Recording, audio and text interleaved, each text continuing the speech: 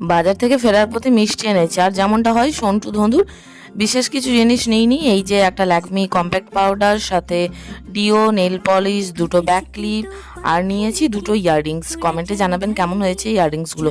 কাপের মধ্যে খুব ছোট, খুব সুন্দর, সেই কারণে নিয়েছি। সন্টু ধন্দু এখানে বসে ওদের মতো কাজ করছে, মা এখানে বানাচ্ছে রাতের জন্য লুচি। আরও কিছু মেনু হবে, আপনাদের সাথে রেসিপি অবশ্যই শেয়ার করব।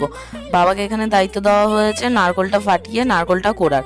জলটা দিয়েছিল, খেয়ে দেখলাম বেশ সুন্দর। নারকোলটা বাজার থেকেই এনেছি, খুব সুন্দর খেতে। সন্টু ধন্দুকে দিলাম, ধন্দু খায় না, সন্টু খায়। তো হ্যাঁ, আজকে বানানো হবে লাচ্ছা। তো এখানে লাচ্ছাটা মা বাটির মধ্যে ঢেলে নিয়েছে, দিয়ে দিল গুঁড়ো চিনি, তারপর দিয়ে দিচ্ছে কোরানো নারকোল, তারপর ওপর থেকে দিয়ে দেবে দুধ। ব্যাস হয়ে গেল লাচ্ছা।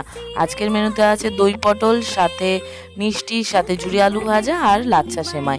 দারুণ লাগে খেতে, কিন্তু এই ঈদের সময় আমরাও বাড়িতে খাই, একবার ট্রাই করে অবশ্যই দেখবেন।